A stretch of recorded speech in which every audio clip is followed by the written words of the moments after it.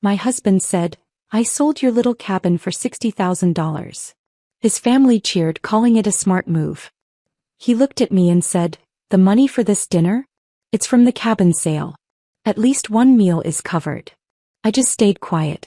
Then the buyer's lawyer called, screaming, "Why are the authorities at our office?" Something didn't feel right.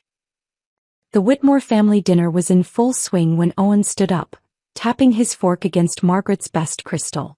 "Before we eat, I have something important to share," he said, his voice carrying the authority he rarely displayed.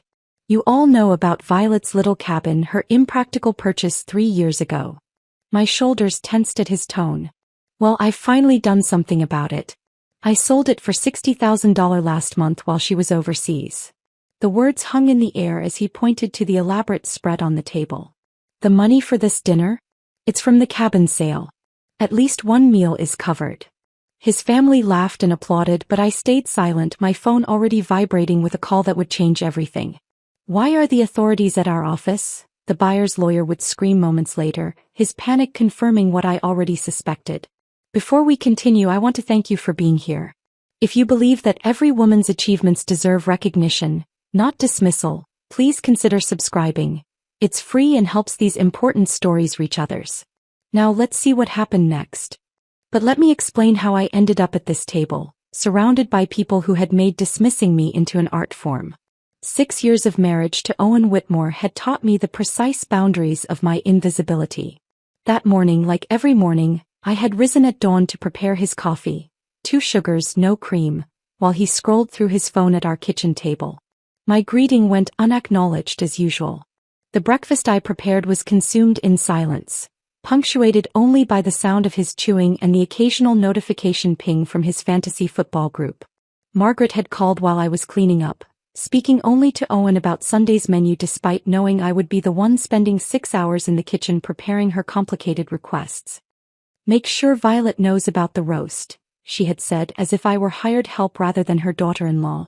"And tell her not to oversalt the potatoes like last time." The potatoes had been perfectly seasoned, but in the Whitmore family my efforts were always somehow lacking. The pattern had been established early in our marriage. When I received my promotion at the consulting firm, a 30% raise and a corner office that I had earned through 18 months of 70-hour weeks, Owen's response was a distracted mumble about how it was about time I contributed meaningfully to our finances. The next evening, his brother Mason had scratched off a $50 lottery winner at that same dinner table, and the family erupted in celebration. Margaret insisted on taking photos while Richard proposed a toast to Mason's good fortune and financial acumen.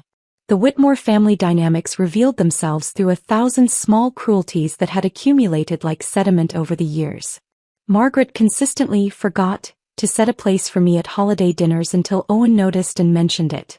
Richard discussed finances with Owen while I sat right there, invisible as furniture, even though my salary had exceeded Owen's for the past 2 years. Mason borrowed money he never repaid, always joking that I probably tracked every penny in a spreadsheet, which I did, though not for the reasons he assumed.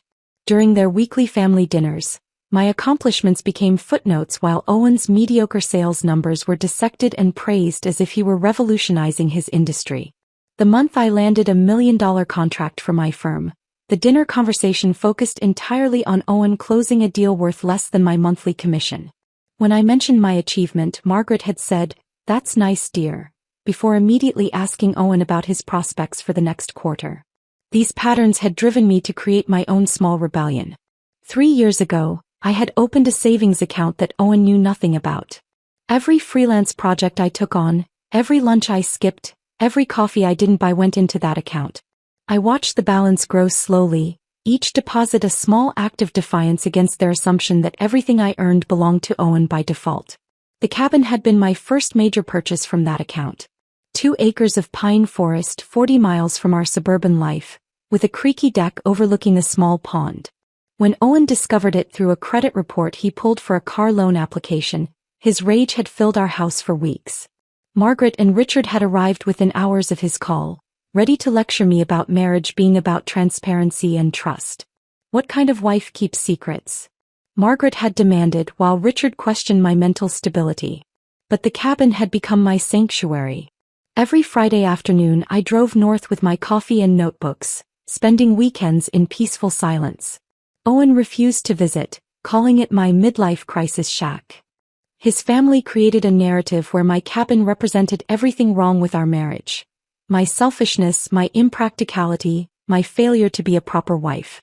For months ago, my firm had won a major contract with a defense contractor. The assignment required someone with high-level security clearance to coordinate offices across Asia. The selection committee chose me over 12 other candidates, recognizing my expertise in international compliance. Owen's first response wasn't pride but suspicion. Why would they send a woman alone overseas? He had asked, while Margaret suggested I was abandoning my marital duties. Before leaving, I had arranged everything meticulously. The cabin's ownership had been registered with federal databases due to my security clearance, a detail that transformed my simple property into a protected asset. I left Owen detailed emergency-only instructions, automated all payments, and hired a property management service. His dismissive laugh when I explained the precautions still echoed in my memory. Now sitting at this dinner table watching Owen bask in his family's approval for selling my cabin, my sanctuary, my achievement, my freedom, I felt the phone vibrating again in my pocket. Harrison Blackwell, the caller ID read. I had never heard of him before, but somehow I knew this call would explain why Owen's proud announcement was about to become the worst decision of his life. I excused myself from the table, stepping onto the Whitmore's back porch with my phone pressed against my ear. Harrison Blackwell's voice trembled through the speaker, describing federal agents examining documents, asking questions about property sales that required special clearances. Behind me, through the glass doors, Owen was pulling out papers from a leather folder, showing his family the details of his brilliant transaction while Margaret poured more wine. 3 years earlier, the journey to that cabin had started with a different phone call. Ruth Morrison, the elderly owner, had a voice like warm honey when she'd first described the property. It's not fancy, she'd warned. My husband built most of it himself after he retired from the railroad. But there's something special about those woods. They know how to keep secrets. I'd driven out there on a Tuesday morning when Owen thought I was at a dental appointment. The narrow dirt road wound through towering pines that filtered the October light into golden patches. When the trees opened to reveal the cabin, something in my chest uncloaked for the first time in years. 2 stories of weathered cedar siding, a metal roof gone green with age, and that deck, slightly tilted but solid, overlooking a pond so still it looked like polished glass. Ruth had been waiting on the front steps, her white hair pinned back, wearing a flannel shirt that probably belonged to her late husband. She walked me through each room, running her weathered hands along door frames and windowsills like she was saying goodbye to old friends. In the main bedroom, she stopped at a window that faced east. Harold used to say the sunrise through these pines was better than church, she said softly. I think he was right. When she named her price, it was less than market value by at least $20,000. I don't need the money, she explained, studying my face with eyes that seemed to see everything. I need to know it's going to someone who needs this place the way Harold and I did. Someone who understands that sometimes 4 walls and silence are the only medicine that works. The down payment represented 3 years of skipped lunches, declined dinner invitations, and clothes worn long past their prime. Every dollar saved had been a small act of rebellion against the Whitmore family's assumption that I existed solely as an extension of Owen. My hands shook as I signed the papers in Ruth's kitchen, using my maiden name, Violet Chin, on every line.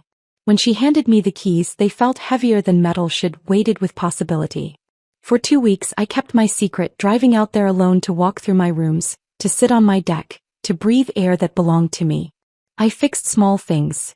A cabinet door that wouldn't close, a faucet that dripped. Learning from hardware store employees and YouTube videos. Each repair felt like reclaiming a piece of myself that the Whitmores had tried to erase. Owen's discovery came through pure accident. He decided to refinance his precious BMW and needed my signature on the credit application. The loan officer's computer screen faced me as she pulled our credit reports, and there it was in black and white. Recent inquiry, Pine Grove Mortgage Company. Owen's face went from confusion to comprehension to rage in the span of 3 seconds. The drive home was silent, but once we were inside, the explosion came. You bought property? Without telling me. With what money? His voice climbed with each question. Within an hour, Margaret's Lexus screeched into our driveway, followed by Richard's Mercedes. Owen had summoned his parents like calling in reinforcements for battle. They arranged themselves in our living room like a tribunal. Margaret sat perfectly straight on our sofa, her pearls catching the light as she leaned forward. "Violet, darling," she began in that voice that made endearments sound like threats, "help us understand. What kind of wife makes major financial decisions without consulting her husband?" Richard stood by the fireplace, hands clasped behind his back like he was delivering a boardroom presentation. "This raises serious concerns about your mental state, Violet. Hidden money, secret purchases, these are not the actions of a stable person." I sat in the chair they'd positioned to face all three of them, my hands folded in my lap. "The cabin cost $45,000, I said calmly. "I paid for it entirely with my own earnings from freelance work. It didn't affect our joint finances at all." "That's not the point." Owen's fist hit the coffee table, making Margaret's teacup rattle. "We're supposed to be partners. Partners don't keep secrets." The irony of Owen talking about partnership when he hadn't noticed my absence for dozens of Saturdays, hadn't asked about my freelance projects, hadn't even remembered our last 3 anniversaries, was so thick I could taste it. But I stayed silent, having learned long ago that defending myself only gave them more ammunition. The next few months became a war of attrition. Owen refused to visit the cabin, calling it my midlife crisis shack, to anyone who would listen. His family crafted a narrative where my cabin represented everything wrong with our marriage. My selfishness, my deception, my failure to be a proper wife. They told the story at every family gathering, to every mutual friend, until it became accepted truth that poor Owen was married to an unstable woman who hid money and bought property behind his back. But every Friday afternoon I packed a small bag and drove north. Those weekends became my salvation. I learned to replace broken boards, to identify bird calls, to grow tomatoes in containers on the deck. I wrote in journals, filling pages with thoughts I couldn't speak aloud. The cabin learned my secrets. How I dreaded Sunday dinners, how I sometimes sat in my car in the driveway for 10 minutes gathering strength to go inside my own house, how I'd started marking days on a private calendar, not to count toward something but to prove I was surviving. Margaret escalated her campaign with what she called a family meeting, but was actually an intervention. She'd prepared a PowerPoint presentation, actually created slides, detailing the cabin's supposed maintenance costs, liability issues and drain on our resources. She'd researched septic system failures, roof replacement costs and property tax increases, presenting each as inevitable catastrophe. Mason made jokes about me becoming a hermit woman, asking if I was growing marijuana in the woods. Richard questioned whether I was meeting someone there, his implication clear. Owen sat silent through it all, letting them speak for him as he always did, his silence more damaging than their words. When they finally stopped talking, I pulled out my phone and showed them photos. The garden I'd planted, now growing wild with herbs and vegetables. The desk I'd positioned by the window where morning light flooded in. The bookshelves I'd built myself, slightly crooked but functional. Their faces remained unmoved, seeing only evidence of time spent away from them, energy directed toward something beyond their control. They stared at my photos for exactly 3 seconds before Margaret closed my phone and handed it back to me with the same expression she wore when returning spoiled food at a restaurant. "Well," she said, adjusting her pearls, "I suppose everyone needs their hobbies." The word hobbies dripped with enough condescension to fill the pond behind my cabin. 2 months after that disastrous intervention, everything shifted. My managing director, James Harrison, called me into his office on a Monday morning in February. The view from the 32nd floor showed the city wrapped in winter fog, and James stood against it like a general planning a campaign. "We've won the Raytech contract," he said without preamble. 4 months coordinating their satellite offices across Asia. "It's worth $12 million to the firm, and I need someone with your specific expertise." The project required high-level security clearance due to Raytech's defense contracts. 12 candidates had been considered. My name sat at the top of the list, circled twice in James's distinctive red pen. "Your background check came back spotless," he said, sliding the folder across his mahogany desk. "Your experience with international compliance is unmatched in this office. The client specifically requested someone with your qualifications." I accepted immediately, the word yes, escaping before I could second-guess myself. 4 months away from the Whitmores felt like being offered oxygen after years of suffocation. James smiled, the kind that suggested he understood more about my home situation than I'd ever explicitly shared. You leave in 3 weeks. The pay differential is substantial, hazard pay plus overseas adjustment. We're talking about doubling your quarterly income.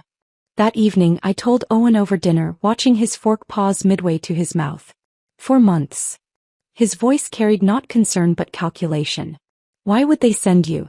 Why not Harrison or Kumar? They have more seniority. Because I have the security clearance and the expertise, I replied, keeping my voice neutral despite the familiar sting of his doubt. A woman alone in Asia for 4 months, he muttered, returning to his plate. Seems unnecessary. Can't you do it remotely? Within an hour, Margaret had called, having received Owen's distress signal. Violet, dear, her voice crackled through the speaker, I've just heard about this overseas assignment. Don't you think it's rather selfish? Leaving your husband for months? Marriage requires sacrifice, and it seems you're only interested in your career. The security briefing 3 days later revealed complications I hadn't anticipated. Agent Patricia Yamamoto from the Defense Security Service explained that all personal assets had to be registered in federal databases. Your cabin in Pine Grove, she said, reading from her tablet, will be flagged as belonging to a cleared contractor working on sensitive projects. This provides additional protection against foreign interference or suspicious activity.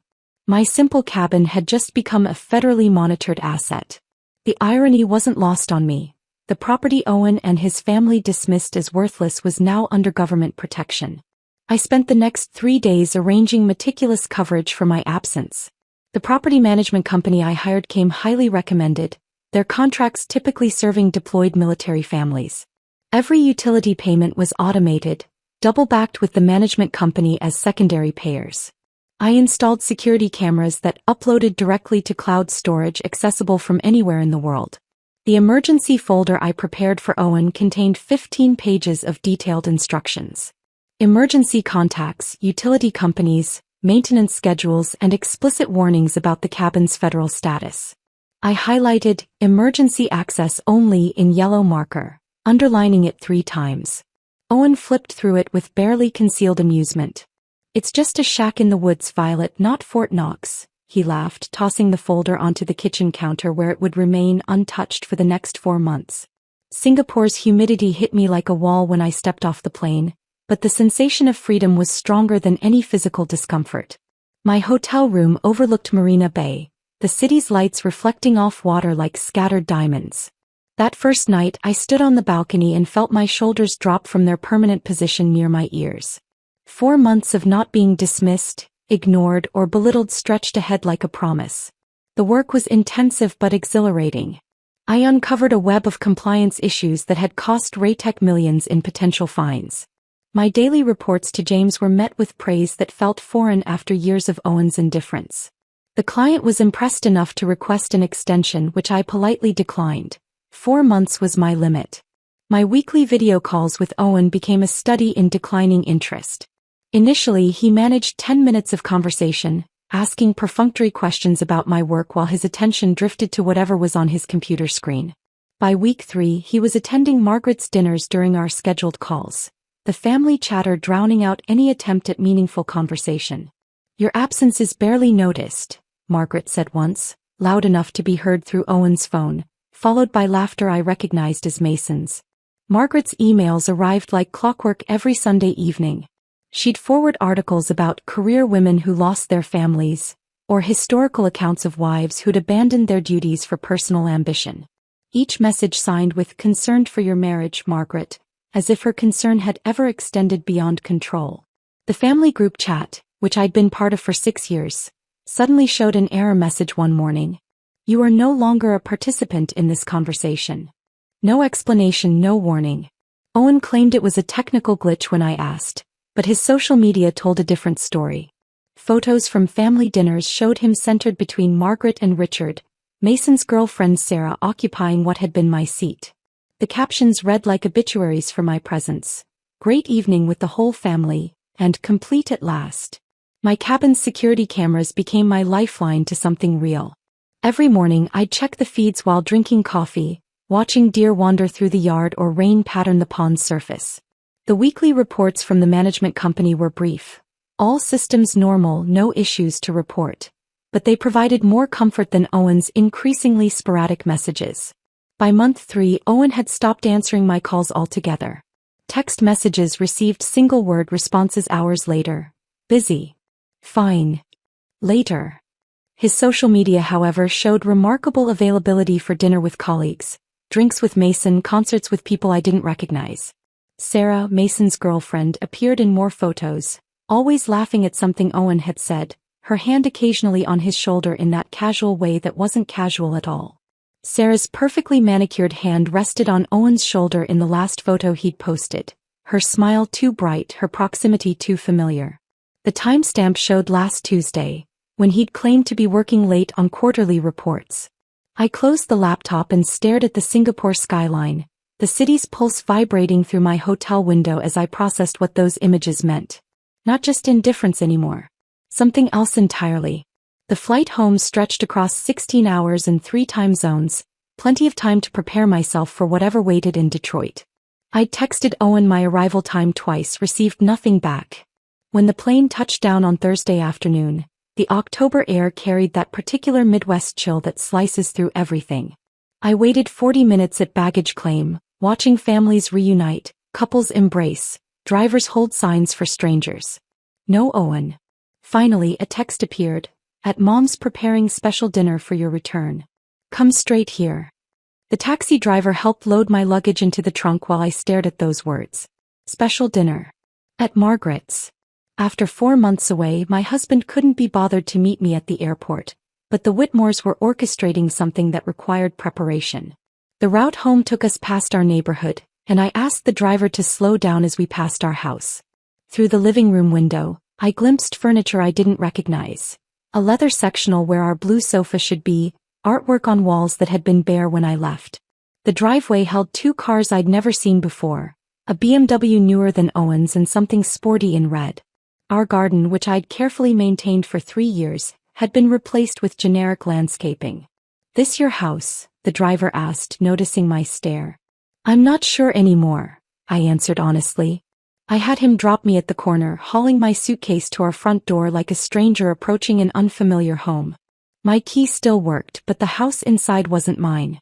The leather furniture was real expensive. The art consisted of abstract pieces that Margaret would approve of. Safe, tasteless, costly. The kitchen had been reorganized completely, my carefully arranged spice rack gone, replaced by decorative canisters that probably held nothing. In our bedroom was it still ours. The sheets were different. Egyptian cotton, still in their packaging creases.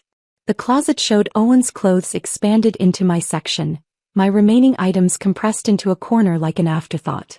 On the dresser sat a bottle of perfume I didn't recognize, definitely not mine. I left my suitcase unopened and drove to the Whitmore house, my hands steady on the wheel despite the exhaustion pulling at my bones. Their driveway looked like a luxury car dealership. Margaret's Lexus, Richard's Mercedes, Mason's Range Rover, Owen's BMW, and 2 others I didn't recognize. The house glowed with warm light, shadows moving behind curtains like a stage play in progress. The front door was unlocked. I could hear voices from the dining room, laughter that carried the particular pitch of celebration. Margaret's voice rose above the others. He handled it brilliantly. Absolutely brilliantly. I stood in the hallway listening to my absence being celebrated before stepping into view. The scene was orchestrated like a magazine spread. Margaret's heirloom crystal, the set she only used for Christmas and engagement announcements, sparkled under the chandelier. Decanters of wine that cost more than my weekly groceries stood open, breathing. Everyone had dressed for an occasion. Margaret in pearls and silk, Richard in his golf club blazer, Mason in what looked like a new suit. Owen stood at the head of the table, occupying the seat I usually took when we hosted, wearing the expression of a man who'd just won everything. Violet. Margaret's voice carried false warmth. Perfect timing. We were just about to toast. They'd arranged themselves around the table like an audience at a theater, each face holding that particular expression of barely contained excitement that preceded major announcements. Sarah was there too, seated next to Mason but angled toward Owen, her hand resting near his wine glass. Welcome home, Owen said, not moving from his position of power at the table's head. How was the flight? Before I could answer, he raised his glass, commanding attention with an authority I'd never seen him display. Actually, before we eat, I have something important to share. He paused, savoring the moment. You all know about Violet's little cabin, her impractical purchase 3 years ago. My shoulders tensed at his tone, the dismissive way he said little cabin, like it was a child's plaything. Well, I've finally done something about it. I sold it for $60,000 last month while she was overseas. The words hung in the air like a physical presence. The room erupted in applause. Richard's golf clap, Margaret's delighted gasp, Mason's whistle of appreciation. Sarah clapped too, her eyes never leaving Owen's face. Owen pointed to the elaborate spread on the table. Dishes I recognized as catered from the expensive French restaurant downtown. The money for this dinner? It's from the cabin sale. At least one meal is covered. His family laughed at this joke, this casual revelation that he'd stolen my sanctuary and used the money for their entertainment. I remained perfectly still, my silence complete, while my phone began vibrating in my pocket. Owen pulled out a leather folder, the kind expensive lawyers use, spreading documents across Margaret's pristine tablecloth. The best part is how I handled everything myself, he boasted, running his finger along the pages. Researched comparables, managed 3 competing bids, saved thousands in agent fees. Brilliant, Richard murmured, leaning forward to examine the papers. Absolutely brilliant business instinct. How did you handle the signature issue? Mason asked, his question carrying genuine curiosity rather than concern. Owen's smile widened. Spent 3 days practicing. Got it perfect. See. He pointed to various signature lines, each showing my name in handwriting that was close to mine but not quite right. The V in Violet tilted wrong, the final T too sharp. Margaret examined the documents with approval. Resourcefulness, she declared. That's what I call resourcefulness. My phone buzzed again. Harrison Blackwell, attorney at law. I didn't recognize the name, but something in my gut told me this call would change everything happening in this room. I stepped away from the table, pressing the phone to my ear as I moved toward the French doors that led to Margaret's pristine back porch. The caller ID showed Harrison Blackwell, attorney at law, a name that meant nothing to me but somehow felt significant in this moment. Mrs. Whitmore? The man's voice cracked with an edge of panic that immediately set my nerves on alert. This is Harrison Blackwell. I represented the buyers in your cabin purchase. I mean the sale your husband arranged. Through the glass doors I watched Owen refill wine glasses, his mouth moving animatedly as he continued his performance for his captivated audience. Margaret touched his arm affectionately, the proud mother admiring her clever son. Sarah laughed at something Mason said, but her eyes tracked Owen's movements with an interest that went beyond casual observation. What can I help you with, Mr. Blackwell?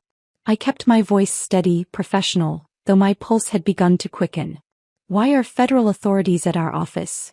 The words came out in a rush, his composure completely shattered. They're examining documents, asking about restricted property sales, talking about fraudulent transfers. They've seized our files. What kind of property did your husband sell us? Federal authorities. The words landed with the weight of vindication I hadn't expected. I moved further onto the porch, the October evening air sharp against my travel-worn skin. Mr. Blackwell, I've been overseas for 4 months. This is the first I'm hearing about any sale.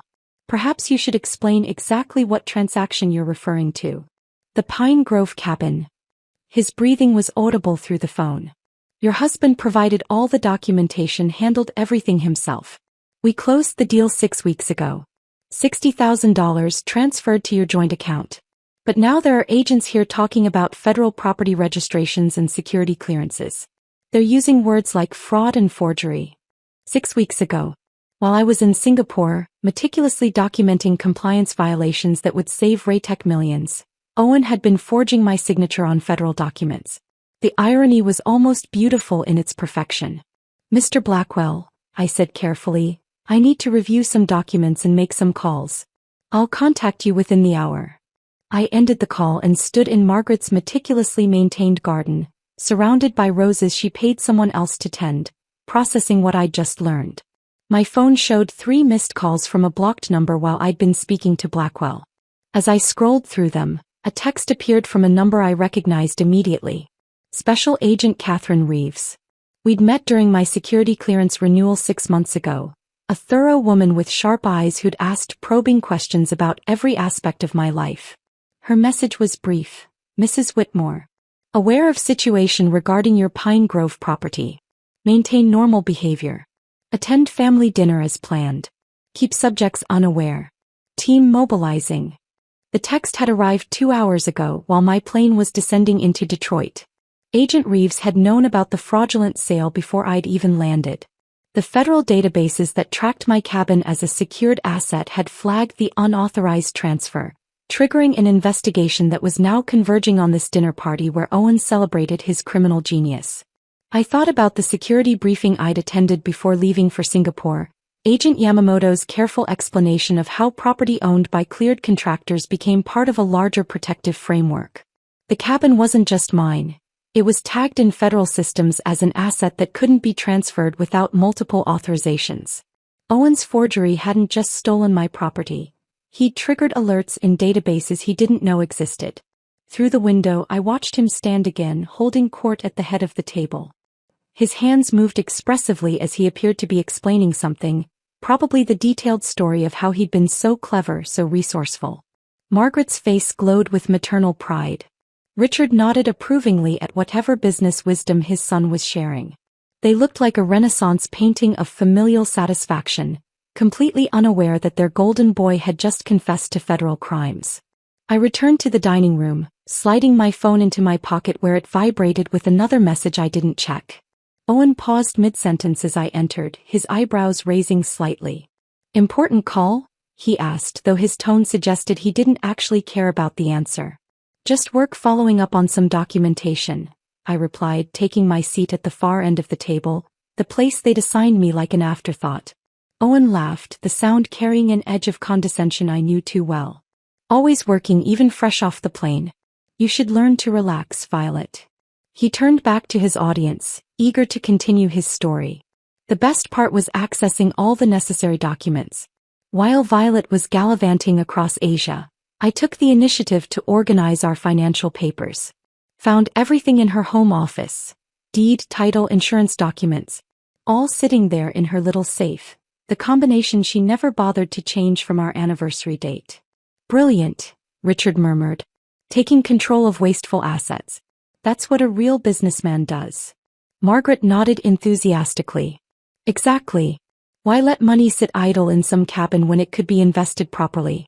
Owen's been looking at some excellent opportunities in Mason's new venture." Mason leaned forward, suddenly interested. "We could definitely use the capital injection. My partner thinks we could triple the investment within 18 months. They were already spending my money, dividing up the proceeds from Owen's theft like pirates sharing treasure. Not one person at this table had asked why I hadn't been consulted about selling my own property. The assumption of Owen's authority was so complete, so unquestioned, that they couldn't conceive of his actions as criminal. "Your signature work was impressive," Mason said to Owen, grinning broadly. "Honestly couldn't tell the difference from the real thing." 3 days of practice," Owen replied proudly. "I used her old journals to study her handwriting. The key is getting the pressure right, the way she curves certain letters." Sarah finally spoke, her voice carrying a sweetness that didn't reach her eyes. "You must be so proud, Violet.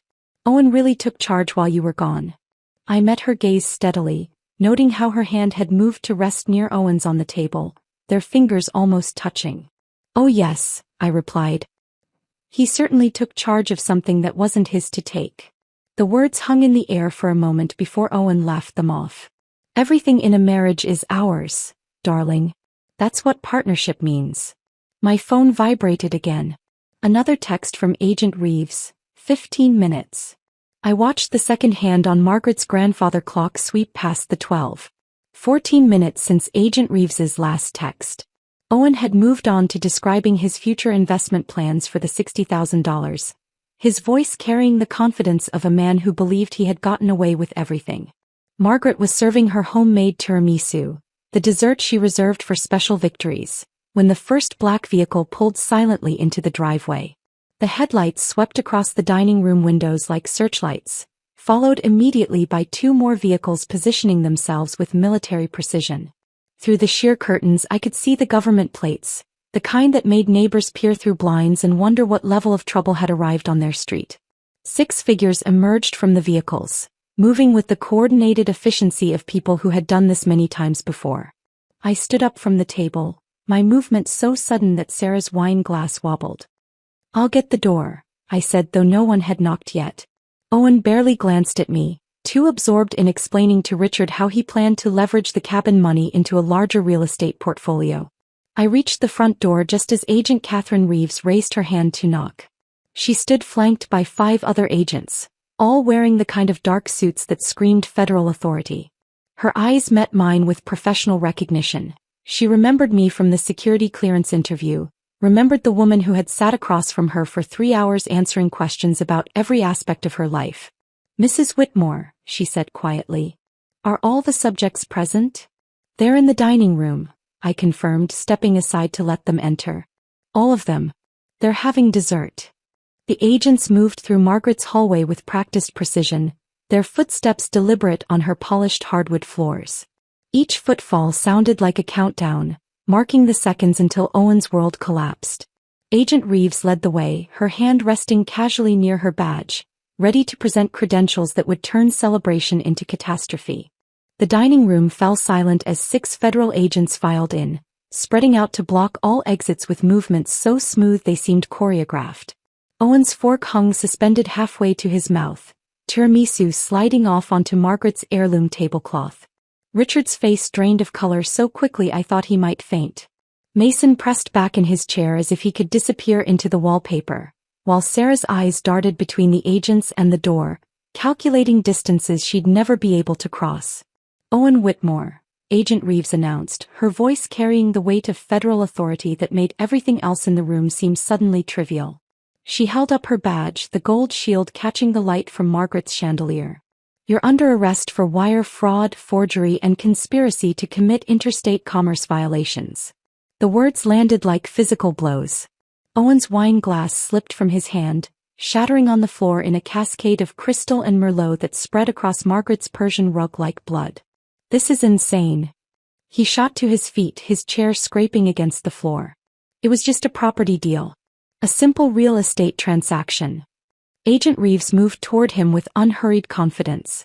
"Selling federally registered property using forged documents isn't a simple transaction, Mr. Whitmore. It's a federal crime." The handcuffs appeared in her hands with practiced ease, the metal clicking around Owen's wrists with a finality that made Margaret scream. "There's been a mistake." Margaret's voice cracked, her hands fluttering to her pearls as if they could protect her from this reality. "This is a misunderstanding. Owen was just being resourceful. We need to call our lawyer." Richard stood up, trying to summon the authority he commanded in boardrooms, but his voice shook as he spoke. "You can't just come into our home and—" "Sir, please sit down," one of the other agents instructed, his tone making it clear this wasn't a request. Richard sank back into his chair, suddenly looking every one of his 72 years. The agents began their systematic documentation of the scene. One photographed the forged documents still spread across the table, Owen's confession transformed into evidence. Another captured images of the champagne bottles, the elaborate dinner spread, the celebration that had been funded with stolen money. A third agent collected the family's phones, ignoring Sarah's protests about privacy and Mason's claims that he wasn't involved. Owen turned to me, his face cycling through emotions, confusion, anger, desperation, before settling on something that looked like betrayal. "Violet, tell them this is a misunderstanding. You're my wife. Explain that I had every right to sell that property. Tell them." I met his gaze with the same steady silence I had perfected over 6 years of being dismissed, ignored, and belittled. The silence that had once been my prison now became my power. I said nothing, letting my lack of words speak volumes about years of accumulated injuries that had led to this moment. "Wives can't testify against husbands," he said desperately, grasping for legal straws he didn't understand. "You can't do this to me. I was helping our finances. I was being smart." Agent Reeves paused in her process of securing Owen's hands behind his back. "Actually, Mr. Whitmore, Spouses can absolutely testify in federal cases involving crimes against each other. But more importantly, we don't need your wife's testimony. The evidence you've provided tonight, your detailed confession to your family, the forged documents you displayed, the fraudulent sale of government-registered property, that's more than sufficient. She looked at me then, her expression professionally neutral but with something in her eyes that might have been understanding.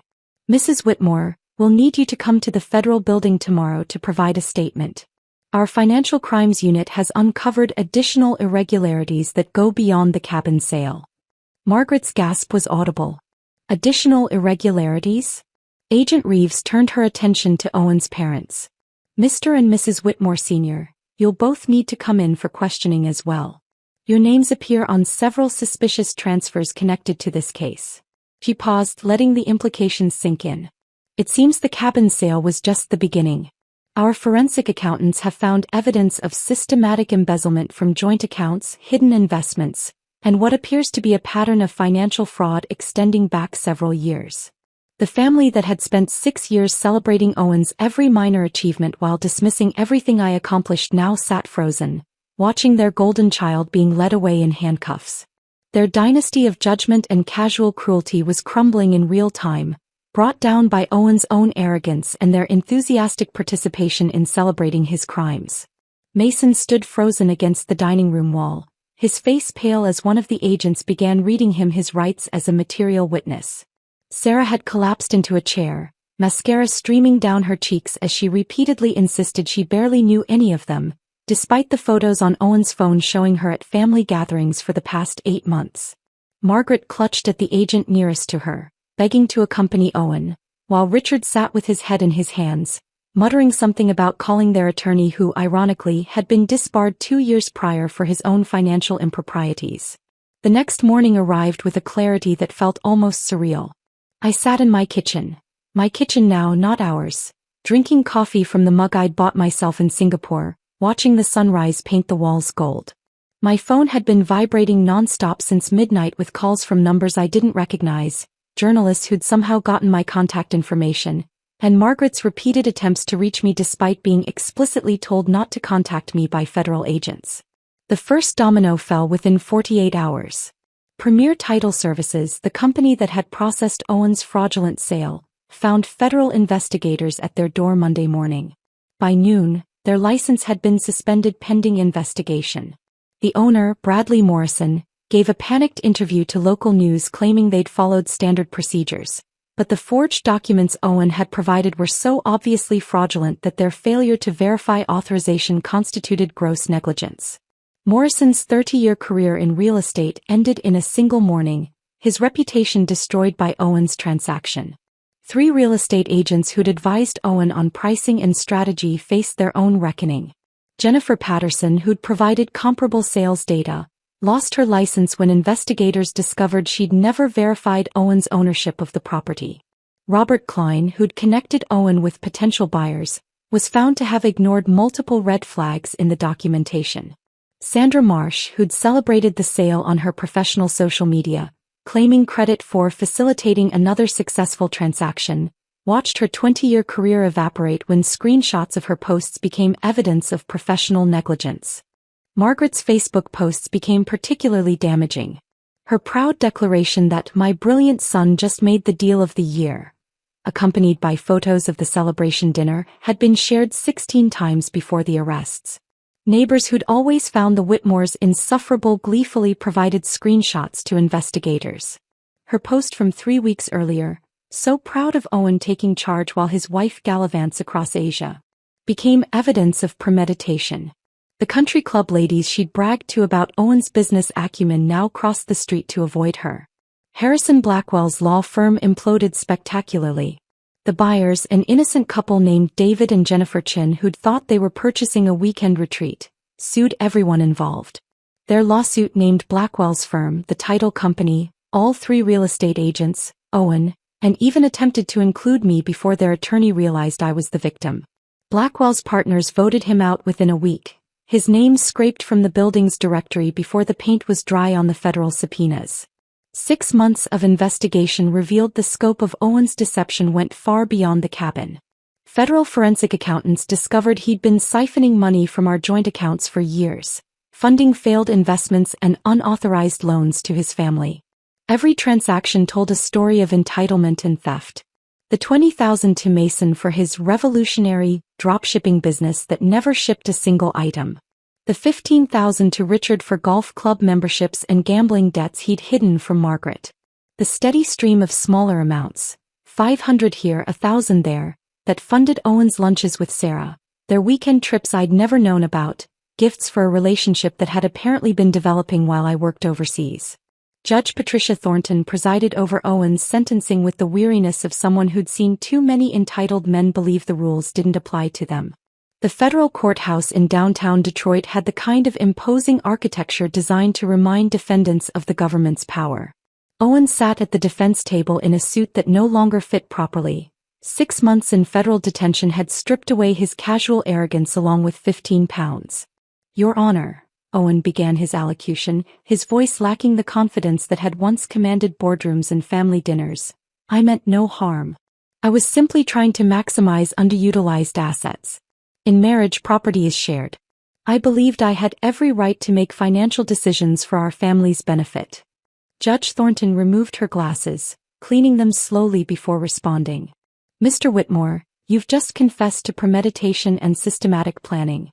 You didn't make a financial decision. You committed wire fraud, forgery, and conspiracy. Your detailed explanation of researching prices, practicing signatures, and avoiding legal fees doesn't minimize your culpability. It confirms it. The sentence came down like a sledgehammer. 4 years in federal prison, no possibility of early release, plus $285,000 in restitution.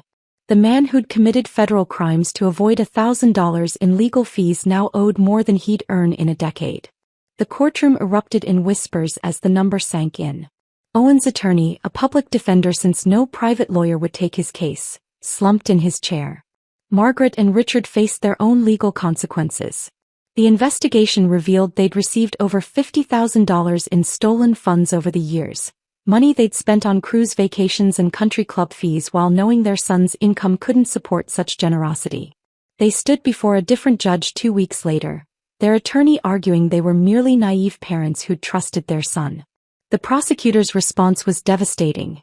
Email evidence showed they'd actively encouraged Owen to take control of family finances while I was overseas. Mason surprised everyone by flipping immediately. Faced with potential conspiracy charges, he provided prosecutors with detailed testimony about family discussions regarding my cabin, Owen's planning sessions, and their parents' knowledge of the scheme. In exchange for probation and community service, he became the star witness against his own family.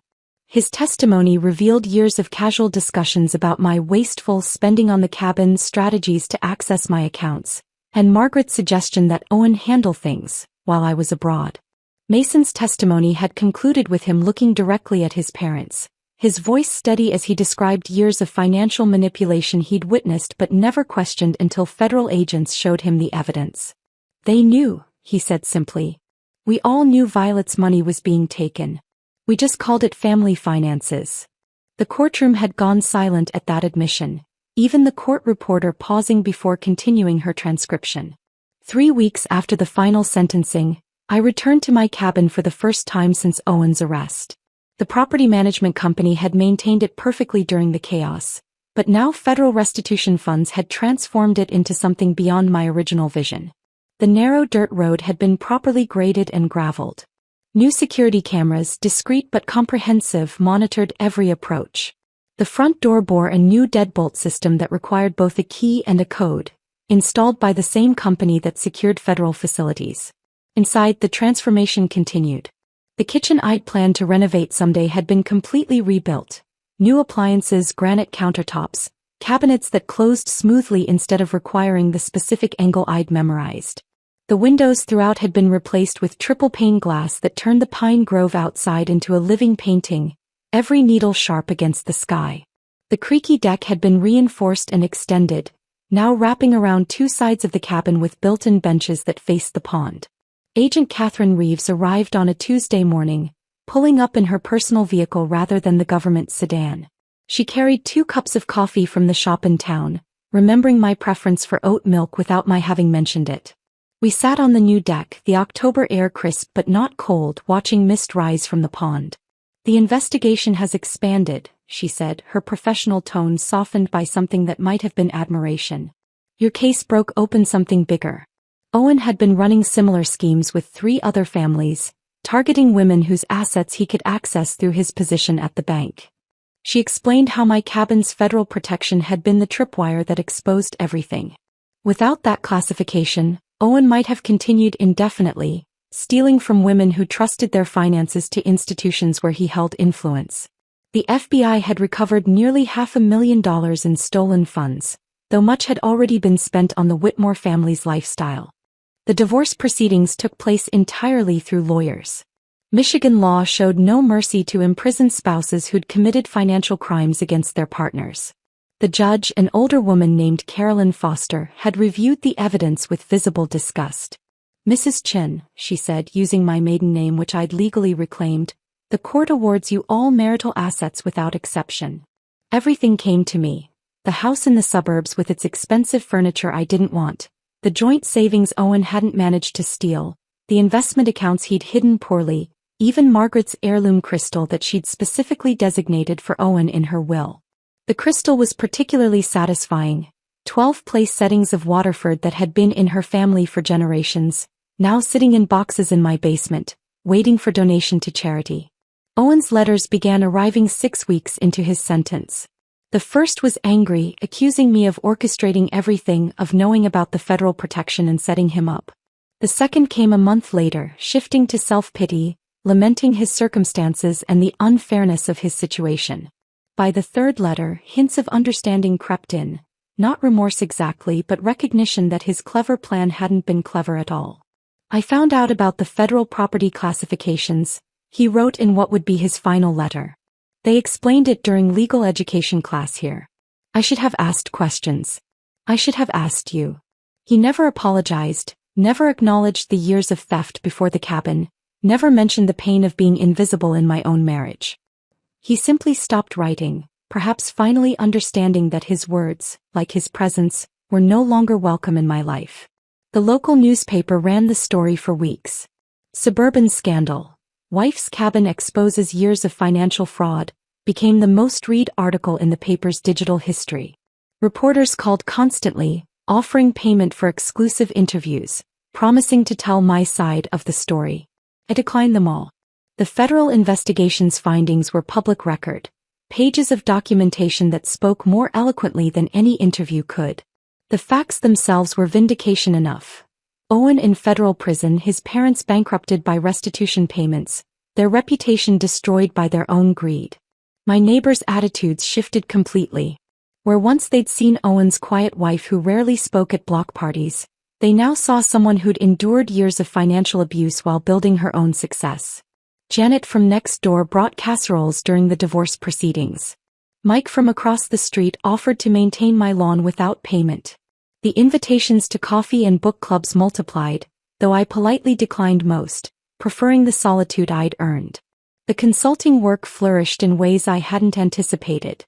My experience with international compliance, combined with the notoriety of my case, made me highly sought after. Companies wanted someone who understood both technical complexities and the human element of financial crime.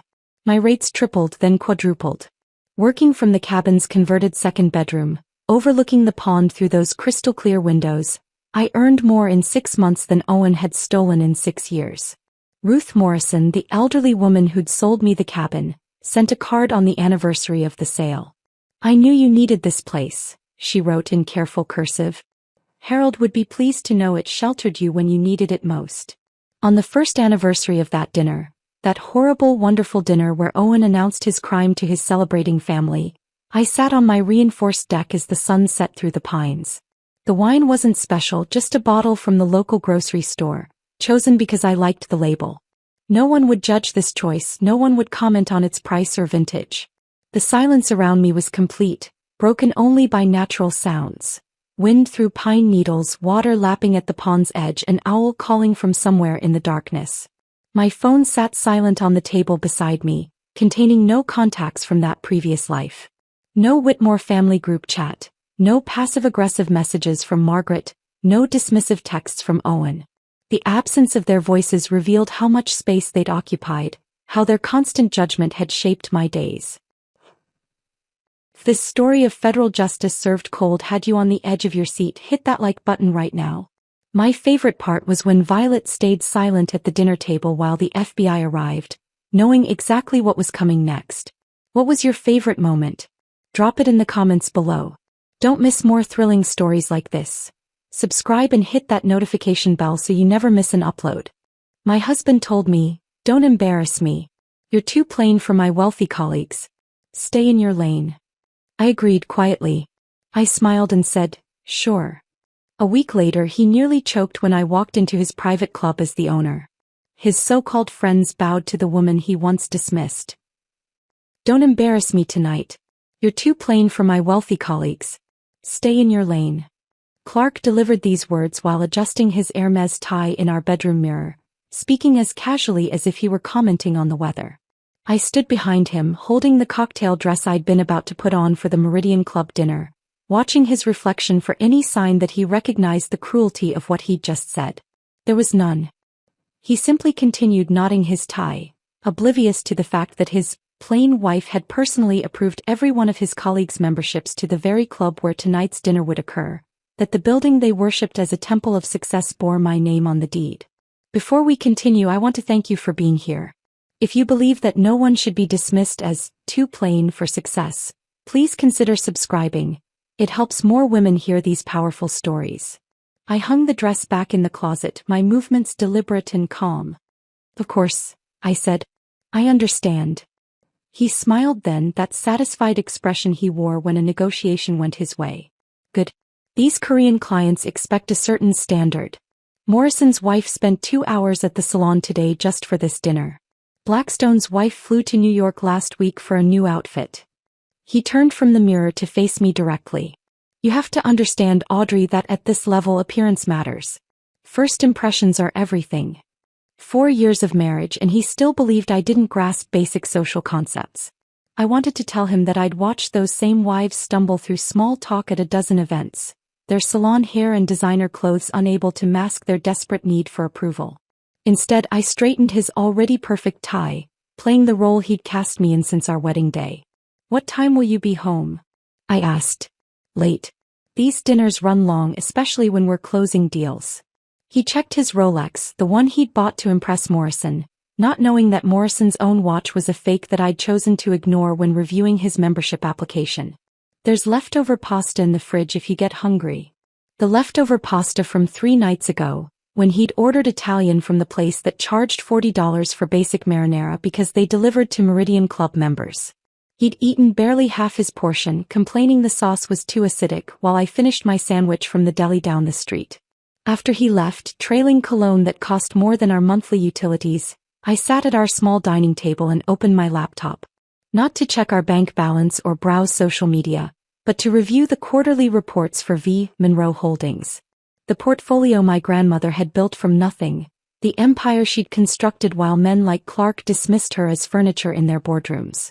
My phone buzzed with a message from Marcus Blackwood, the general manager at Meridian. "Mrs. Hartwell, tonight's dinner is proceeding as planned. Your husband's table is set for 12. Shall I maintain standard protocol?" Standard protocol meant treating me like a ghost when Clark was present, pretending the owner of the establishment didn't exist. I'd maintained this charade for 3 years, watching Clark preen in my building while telling people his wife worked in administration, with a dismissive wave that suggested I filed papers for a living. "Yes," I typed back. "For now." The apartment felt smaller after Clark left, or maybe it just felt more honest. Without his presence demanding space, requiring accommodation, needing constant validation that he was climbing the right ladder fast enough, I could breathe. I walked to our bedroom closet and pushed aside the row of Clark's suits, Armani, Hugo Boss, Tom Ford, to reach the back wall where I kept a single garment bag he'd never noticed. Inside hung a Saint Laurent dress my grandmother had bought in 1982, the year she made her first million. She'd worn it exactly once, to a shareholder meeting where she'd gained controlling interest in her first commercial property. "Save it," she told me during those final weeks in the hospital. Wear it the day you stop hiding. I ran my fingers across the fabric, still perfect after all these years. Clark would call it plain, black, simple lines, no embellishments. He wouldn't understand that its power lay in its simplicity, that the woman wearing it didn't need decoration to command a room. My phone rang. Janet, my cousin, whose name appeared above a photo from better times, before her husband had turned their marriage into a transaction and she turned her pain into Xanax and wine. I need to see you, she said without preamble. Robert's at it again. I found receipts. Come over, I said. Clark's at a dinner. At Meridian? Where else? She laughed, but it was bitter. Must be nice being married to someone important enough for Meridian. I bit back the irony of her statement. Janet arrived 20 minutes later, her designer handbag worth more than our rent but her face showing the exhaustion that money couldn't fix. She collapsed onto our second-hand couch, the one Clark complained about whenever we had company, and started crying before she'd even taken off her coat. 23 years old, she said between sobs. His personal trainer. Can you believe it? I'm 42, Audrey. When did I become the disposable wife? I sat beside her, offering tissues and silence. There were no good words for this moment, no comfort that wouldn't sound hollow. Janet had married Robert for love, or what she'd thought was love, and discovered too late that he'd married her for her trust fund and connections. Clark doesn't even hide it anymore, Janet continued. Robert, I mean. He takes her to Meridian for lunch. Books the private dining room. The staff all know they give me these pitying looks when I'm there. The staff at my club, witnessing the destruction of my cousin's marriage in my private dining room. I made a mental note to review Robert's membership status. There were standards to maintain, even if Clark didn't think I understood such concepts. What are you going to do? I asked. Leave him. Take what I can get in the divorce and start over. She looked around our apartment, taking in the shabby furniture, the cramped space, the absence of luxury. You're lucky, you know. Clark might not be rich, but at least he comes home to you. I wanted to laugh at the absurdity of her statement. Clark came home to the idea of me, the convenient wife who kept his life organized while staying out of his real world. But Janet didn't need my problems tonight. She needed my couch, my silence, and my promise not to judge her for what came next. After she left, I stood at our bedroom window watching the city lights sparkle below. Somewhere out there, Clark was sitting in my club at my table, surrounded by people who owed their membership to my approval, telling them his wife was too plain for their company. The thought should have hurt, but instead, it crystallized something that had been forming since I'd found my grandmother's will. Being underestimated was a weapon, but only if you knew when to reveal your true power. Tonight wasn't that night. But soon, very soon, Clark would learn that the plain wife he'd dismissed owned the very kingdom he was so desperate to conquer. Monday morning arrived with Clark already gone to the office, leaving only the lingering scent of his cologne and a note reminding me to pick up his suits from the dry cleaner. Mrs. Kim's shop sat 3 blocks from our apartment, wedged between a Vietnamese restaurant and a failing bookstore, the kind of neighborhood Clark called transitional when explaining why we lived there. Mrs. Kim looked up from her pressing machine as I entered, her face brightening with the particular smile she reserved for regular customers who actually talked to her. Mrs. Hartwell. I have Mr. Hartwell's suits ready. Such beautiful fabric. He must be very successful. He likes to look professional, I said, pulling out my wallet. She disappeared into the back, returning with 5 suits wrapped in plastic. As she rang them up, she tilted her head thoughtfully. I saw him last Tuesday at that fancy Meridian club. My nephew works valet there. Very exclusive place. Tuesday. Clark had called that morning about a client emergency, said he'd be in depositions all day. Kept my voice steady. Oh. He has lots of meetings there. Yes, with that elegant blonde woman. Such a lovely laugh. My nephew says you can hear it across the whole dining room. Very charming. Is she his sister? They seem very close. My fingers tightened on my credit card, but I managed a neutral expression. Must be someone from the firm. They often have team lunches. Mrs. Kim nodded, but something in her eyes suggested she wasn't entirely convinced. Every Tuesday, my nephew says. Same table by the window. Same woman. She must be very important client. I signed the receipt, my signature slightly shakier than usual. Clark works with many important people. Outside, I stood on the sidewalk holding $5,000 worth of suits while processing what Mrs. Kim had inadvertently revealed. Every Tuesday. The same woman. An elegant blonde with a memorable laugh. Clark had worked late every Tuesday for the past 2 months, always with excuses about difficult clients or urgent briefs. Back at the apartment, I hung his suits in our bedroom closet, each one in its designated spot because Clark insisted on organization. My phone buzzed with a text from Janet. "Can I come by? Robert's at another conference, and I can't stand being alone."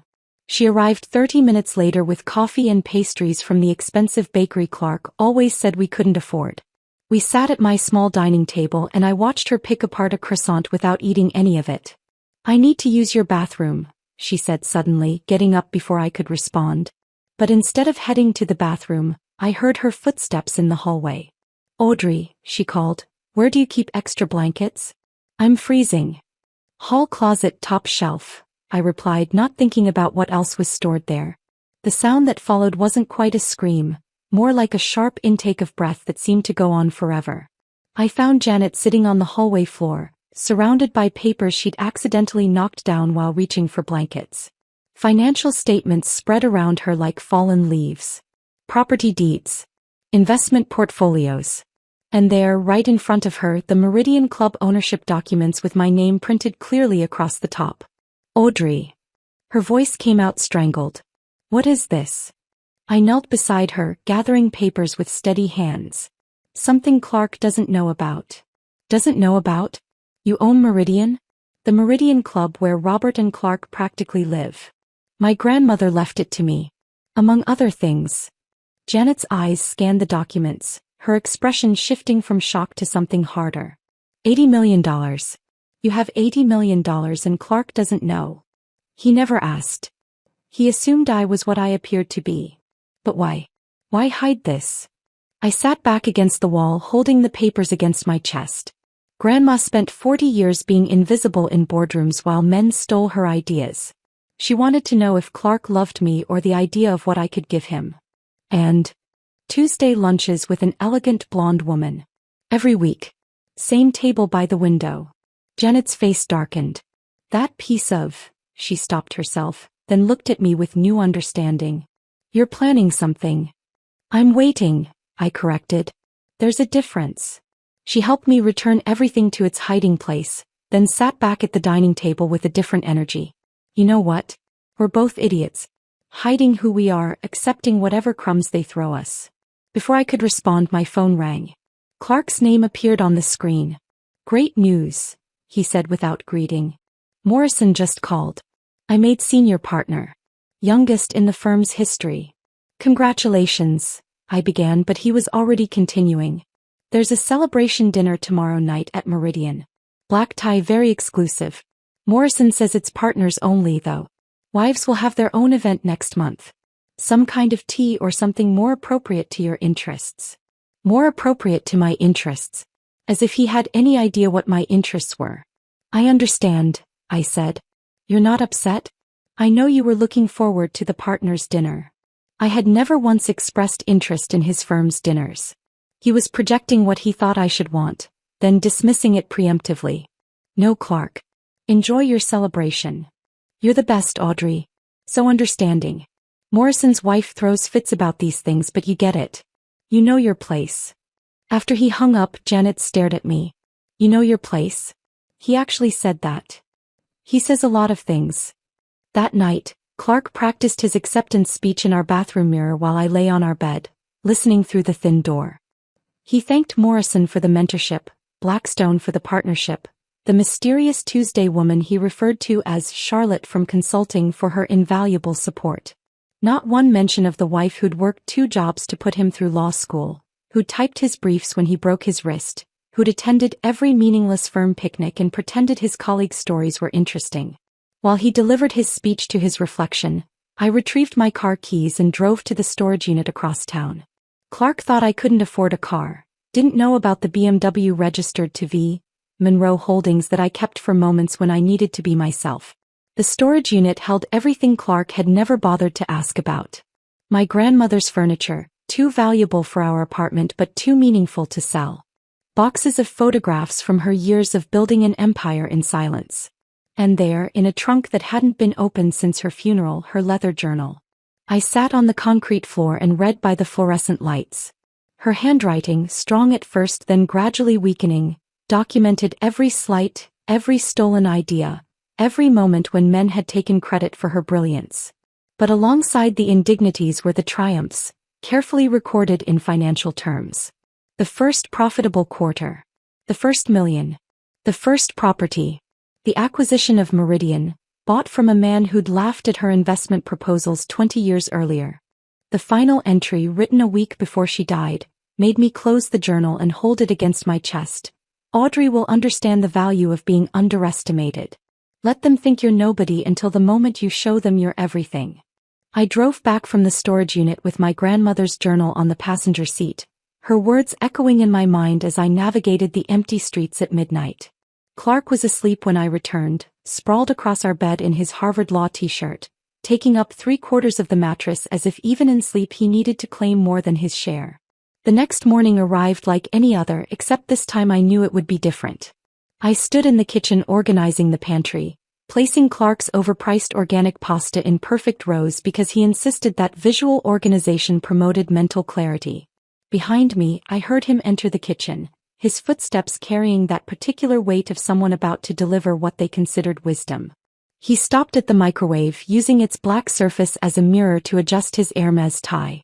The silence stretched between us as I continued arranging his gluten-free crackers, waiting for whatever complaint he'd prepared for today.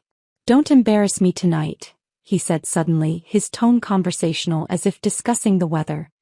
"You're too plain for my wealthy colleagues. Stay in your lane." The can of San Marzano tomatoes in my hand weighed exactly 14 ounces according to its label. I focused on that weight, on the way the metal felt against my palm, on anything except the urge to turn around and demonstrate exactly how much damage 14 ounces of canned tomatoes could inflict on a perfectly styled head of hair. From the living room, I heard Janet's coffee cup hit the saucer with a sharp clink. She'd heard everything through our paper-thin walls, the ones Clark constantly complained about but refused to leave because the address was respectable enough for his business cards. "Of course," I said, my voice steady as I placed the can on its designated shelf. "I understand." Clark made a satisfied sound, the kind he produced when a negotiation went his way. He grabbed his travel mug of precisely heated coffee and headed for the door, not bothering with a goodbye kiss or even a backward glance. The apartment door closed with its usual protest from the loose hinges he kept promising to fix. Janet appeared in the kitchen doorway before Clark's footsteps had faded from the hallway. Her face carried the kind of rage that made her look younger, more like the cousin who'd defended me from schoolyard bullies than the woman whose husband was destroying her with his affairs. "I'm going after him," she announced, already moving toward the door. "That pathetic excuse for a man needs to hear exactly what." I raised my hand and she stopped mid-step. No. Audrey, he just told you that you're too plain for his precious colleagues. I know what he said." I turned from the pantry to face her fully. "This is my battle, Janet. And it needs to be planned, not reactive." She stood there vibrating with fury on my behalf, and something in my expression must have communicated what I couldn't say aloud yet. Slowly, she walked to our second-hand couch, the one Clark deemed embarrassing whenever anyone visited, and collapsed into its worn cushions. "For years," she said, her voice quieter now but no less intense. 4 years of this and you just take it?" I sat beside her, feeling the familiar sag of cushions that had supported too many difficult conversations. "Tell me what you see, Janet." "All of it." She laughed, but it held no humor. "Where do I start? The birthday he forgot because Morrison needed a fourth for golf? The anniversary dinner he canceled 20 minutes before the reservation because Blackstone wanted to discuss strategy over drinks?" Her hands moved as she spoke, painting Clark's failures in the air between us. "The way he introduces you at events, when he actually brings you, 'This is Audrey, she does administrative work,' with that little wave like he's brushing away a fly." Each word landed with precision, confirming what I'd recorded in my mental ledger for years. "He doesn't even see you," Janet continued. "You're just functionality to him. Someone who keeps his life organized while he pursues what he thinks matters." "And what would hurt him most?" I asked. Janet's eyes sharpened. Public humiliation. Complete, undeniable, witnessed by everyone humiliation. Clark's entire identity is built on what others think of him. Take that away. She trailed off, understanding dawning on her face. You're going to destroy him at Meridian. I pulled out my phone and found the contact I'd saved under MB Emergency. Marcus Blackwood's private number, given to me by my grandmother with explicit instructions to use it when the time came. My finger hovered over the call button for a moment, then pressed down. The phone rang twice before a cultured British accent answered. Mrs. Hartwell. I wondered when you might call. Hello, Marcus. It's about time, if I may say so. 20 years I worked for your grandmother, and 3 years I've watched you tolerate that insufferable man in your establishment. You knew. My dear woman, I've known since your first visit. Your grandmother showed me your photograph every week during her final year. This is Audrey, she'd say. She'll understand when she's ready. My throat tightened at the image of my grandmother, dying but still planning my future. I'm ready now. Excellent. The partners' dinner is Thursday, I believe. Your husband has requested the Churchill room. He has good taste in rooms he can't afford. Marcus chuckled. Indeed. Shall we discuss arrangements? I assume you'll want Philippe present. The photographer? The very same. He's captured every significant Meridian moment for the past decade. Very discreet, but his images have a way of circulating among the membership. We spent 20 minutes crafting the details. The seating arrangement that would place Clark at what he thought was the head of the table but would actually become a stage for his humiliation. The timing that would ensure maximum visibility. The specific moment when Marcus would make his announcement, after appetizers but before the main course, when alcohol had loosened inhibitions but hadn't yet clouded judgment. After ending the call, I looked at Janet, who'd been listening with undisguised glee. I need clothes. You need armor, she corrected, grabbing her keys. And I know exactly where to get it. The drive to Nordstrom felt like crossing between two worlds. Janet pulled into the valet area, ignoring my protest about the expense, and led me through doors I'd only walked past before. The private shopping suite occupied the top floor, accessible only by special elevator, a space Clark didn't know existed because he'd never thought to look beyond the regular departments. I pulled out the black American Express card linked to V. Monroe Holdings, the one Clark had never seen because he'd never asked about my wallet's contents. The saleswoman's eyes widened slightly at the card's weight and design. Metal, not plastic, with no preset spending limit. How may I assist you today? She asked, her entire demeanor shifting to accommodate serious money. I need something that says power, Janet announced before I could speak. Something that makes every man in a room stand up when she walks in. What followed was a transformation that cost more than Clark claimed we had in our savings. A black Saint Laurent dress that seemed simple until you noticed the perfect cut, the way it suggested rather than revealed. Louboutin heels that added 3 inches and changed my entire posture.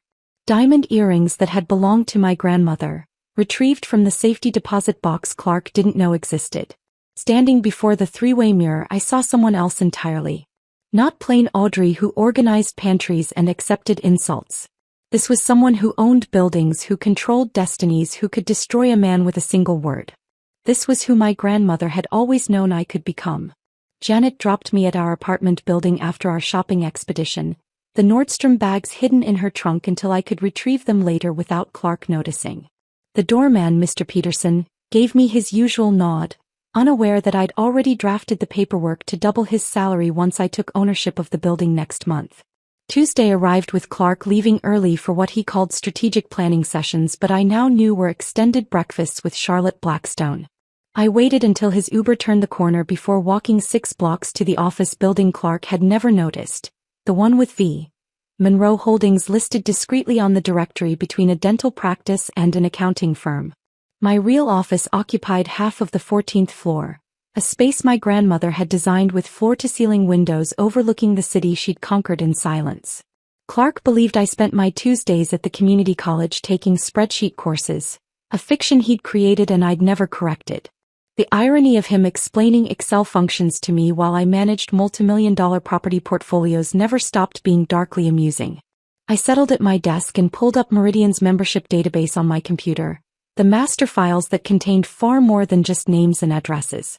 Every incident report, every complaint, every whispered scandal that Marcus had documented over 20 years appeared in these digital files. My grandmother's insistence on thorough record-keeping now serving as ammunition. Morrison's file came first. Inherited membership from his father in 1998. The transfer process despite 3 separate violations for what the reports delicately termed inappropriate conduct with female staff. 2 settlements paid quietly. 1 server who'd transferred to our Phoenix property after Morrison cornered her in the wine cellar. Clark idolized this man, called him a titan of industry. I made notes about Thursday's seating arrangement, ensuring Morrison would have the perfect view of his protégé's downfall. Blackstone's record proved even more interesting. His wife Charlotte, the elegant blonde who lunched with my husband every Tuesday, had spent 2 years campaigning for membership. The file contained 17 letters, each more desperate than the last, offering increasingly large donations and promising referrals of other wealthy applicants. She'd finally received approval only after her father-in-law, a federal judge, threatened to investigate our liquor license. The weakness in her desperation would serve me well on Thursday. Reeves had attempted to buy his way in with a $50,000 donation before anyone explained that Meridian didn't accept bribes, only qualifications. His file included a note from Marcus, money but no class. Approved only due to father-in-law's pharmaceutical holdings. Watch for inappropriate behavior. Thursday would be his last dinner at my club. My phone buzzed with a text from Janet. You need to see this. Coming to your office. She arrived 20 minutes later, her face flushed with the excitement of discovery. Without speaking, she handed me her phone, Charlotte Blackstone's Instagram account already open on the screen. The evidence spread before me like a roadmap of betrayal. 12 photos over 6 months, all geotagged at Meridian, all featuring Clark despite Charlotte's careful attempts to keep him partially out of frame. But I recognized my husband's watch, his hands, the way he held his wine glass with 3 fingers instead of 2. Power lunch with brilliant minds, read the caption from 3 weeks ago. Clark's sleeve visible at the edge of the frame. Discussing futures with someone special, from last month. His reflection caught in her sunglasses. Some conversations change everything, posted yesterday. His monogrammed cufflinks that I'd given him for our anniversary clearly visible as he reached across the table. Janet screenshot each photo methodically while I sat back in my grandmother's leather chair, understanding finally washing over me. This wasn't about my appearance. Clark hadn't rejected me for being plain. He'd already chosen my replacement, someone whose husband traveled internationally 3 weeks of every month, someone whose desperation for status matched his own. She's been hunting him, Janet said quietly. Look at the progression. The photos get bolder. The caption's more intimate. She's marking territory. Let her mark all she wants. After Thursday, neither of them will be welcome in any establishment I own. Wednesday passed in careful preparation. I confirmed details with Marcus, arranged for Philippe to have unrestricted access for photography, and reviewed the presentation Clark had left on our dining table. His proposal for the Korean executives was good but not great, lacking the property holdings and international connections that would seal the deal. Information I possessed but he'd never thought to ask about. Thursday morning dawned gray and humid, the kind of weather that made Clark irritable about his hair. I woke at my usual time, prepared his breakfast with mechanical precision, and listened to him complain about the humidity's effect on his appearance while eating the eggs I'd made exactly how he liked them. He spent 2 hours preparing for the dinner, trying on 3 different ties before settling on the Hermes I'd seen him wear to every important meeting for the past year.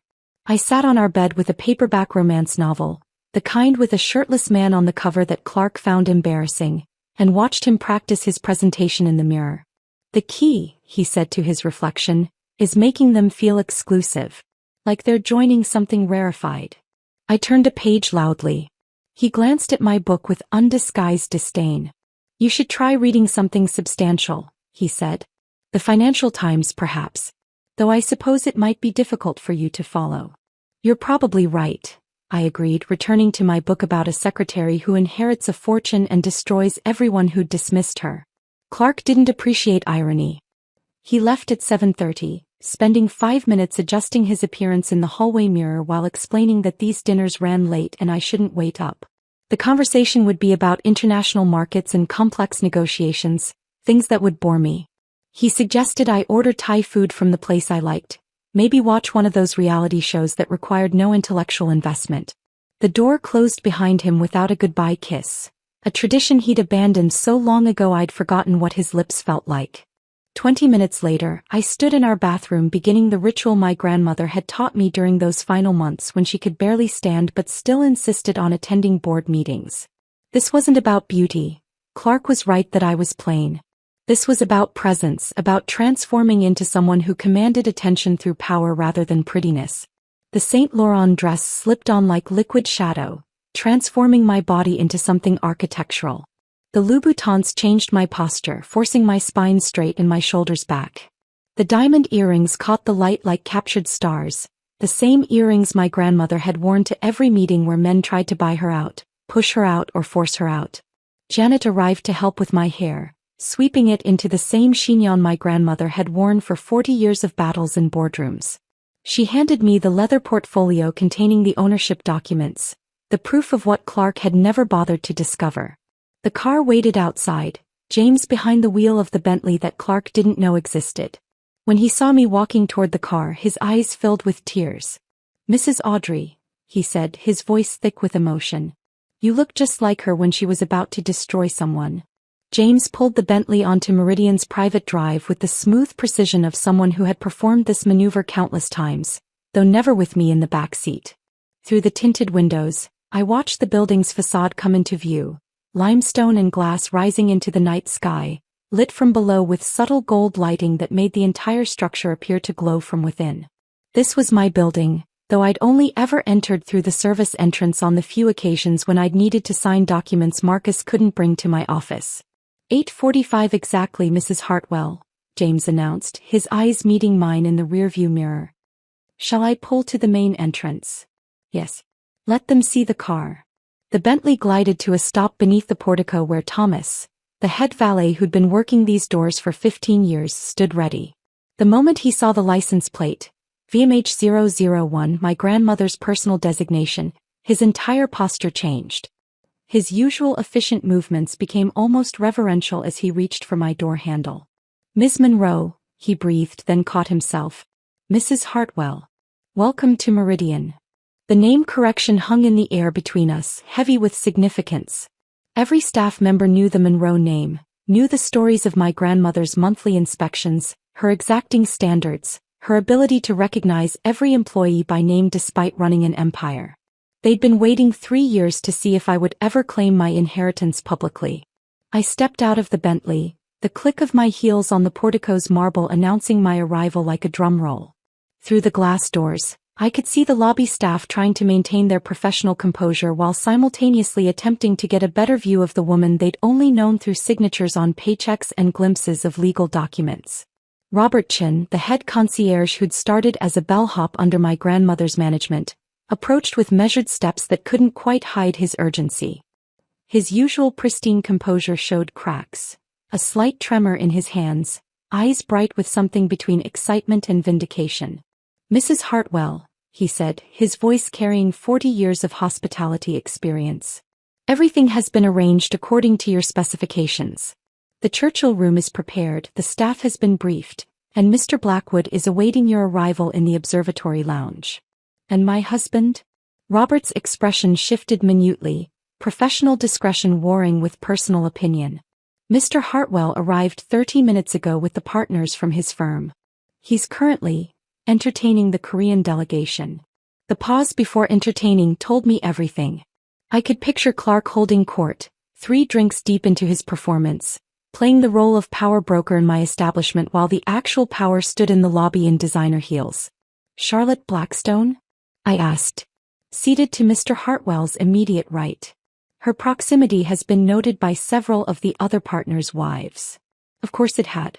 Charlotte's desperate social climbing was as subtle as a neon sign, and the wives of Meridian had spent decades perfecting the art of cataloging inappropriate behavior for future ammunition. I walked through the lobby, my heels creating a rhythm against the marble that seemed to draw every eye in the space. The night manager, Sarah, actually curtsied, an involuntary dip that she immediately tried to convert into reaching for something on her desk. Two servers carrying champagne trays stopped mid-stride to watch me pass. The entire atmosphere shifted, as if the building itself recognized its true owner had finally arrived. The observatory lounge occupied a mezzanine level that overlooked the main dining rooms through specially treated glass.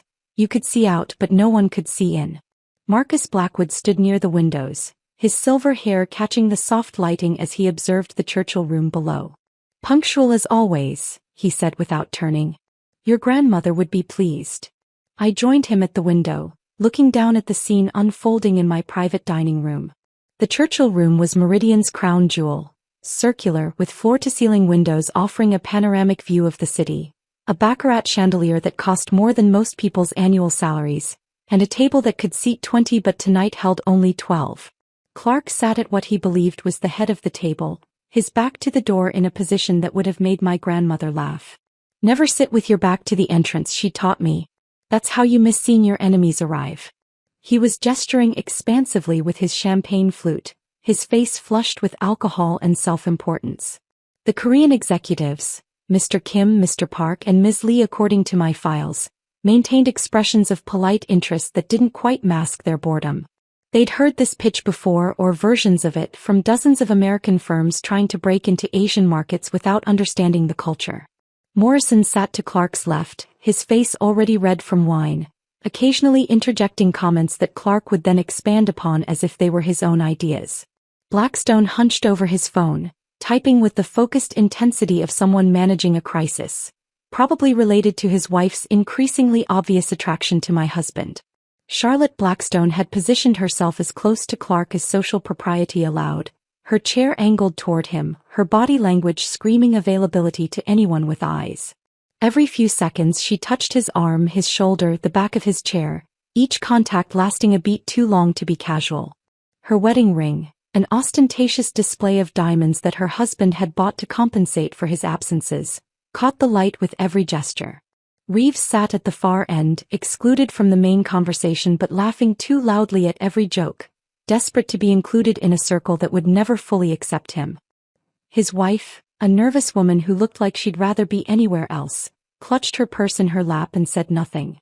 "Your husband is on his fourth glass of champagne," Marcus observed clinically. "His presentation skills tend to deteriorate after 3. Let him drink." Loose tongues reveal true thoughts. Marcus pulled out his iPad, swiping through screens with practiced efficiency. The photographer is positioned in the southeast corner. He has clear angles of the entire table. The staff has been instructed to serve the appetizer course at 9, main course at 9:45. Your entrance has been scheduled for 9:15, after appetizers but before the conversation turns fully to business. He showed me another screen. Membership records for everyone at the table, their violations, their payments, their secrets, all catalogued in my grandmother's meticulous system. "Reeves has 2 violations this month alone," Marcus noted, both involving inappropriate comments to female staff. "His membership is already under review. After tonight it won't matter." Below us, Clark stood, raising his champagne glass for what appeared to be a toast. Even through the soundproof glass I could see his mouth forming words, his free hand gesturing to encompass the room, the moment, his imagined triumph. "He's toasting to the future," Marcus translated, reading lips with the skill of someone who'd spent decades in hospitality.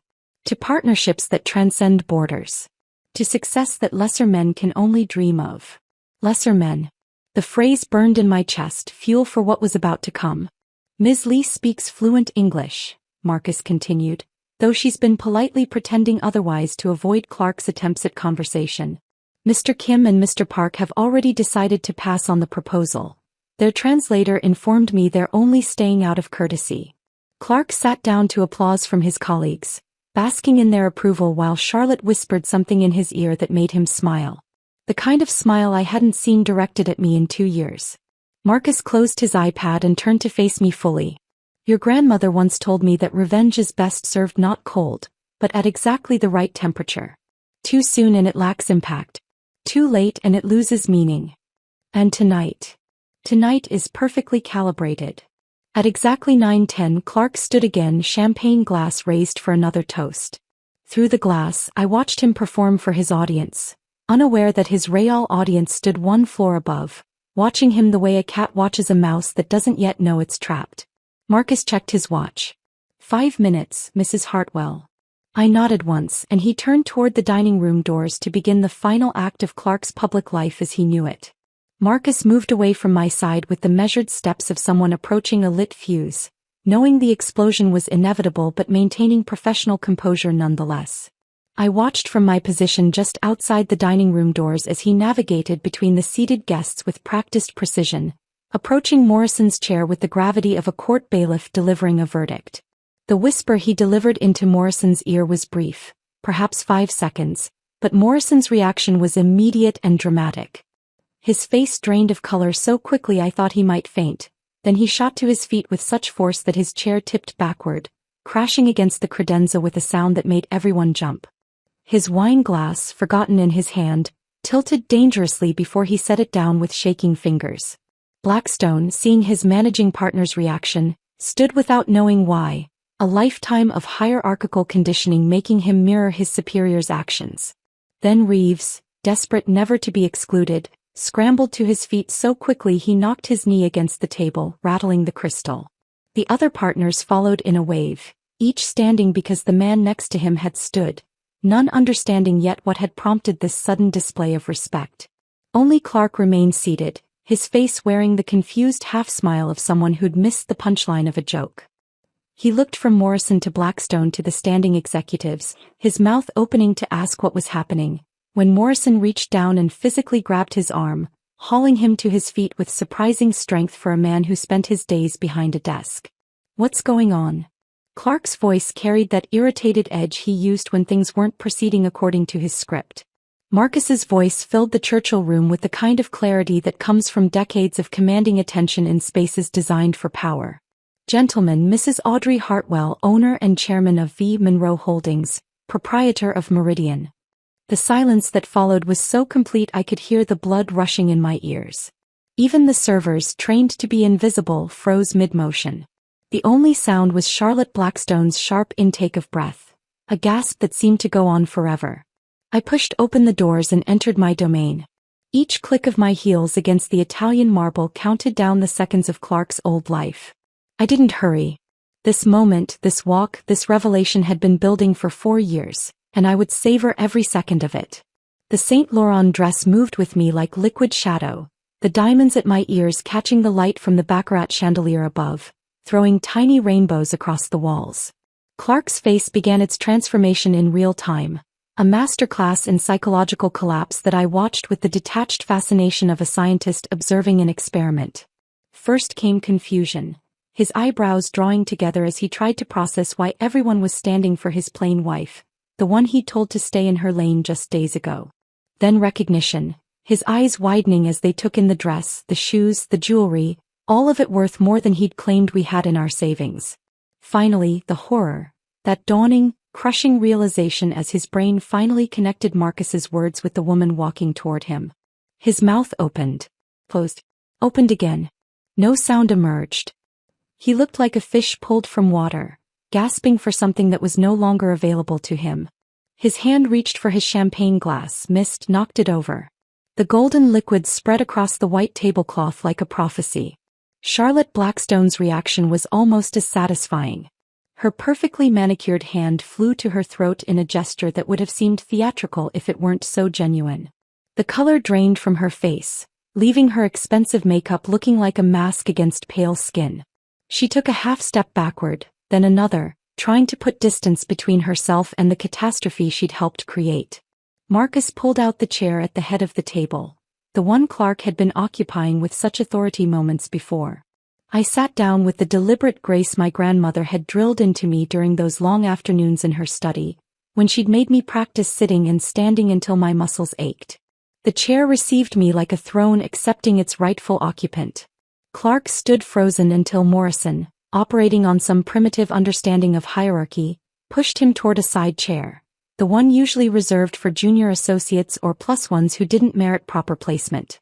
My husband, the senior partner who'd spent the evening boasting about his connections and influence, sat down heavily in his designated spot at the periphery of power. Morrison's mouth moved, trying to form words, apologies, explanations, anything to fill the terrible silence. Mrs. Hartwell, we had no idea. Clark never mentioned we would have. I raised my hand, a simple gesture that stopped him mid-stammered sentence.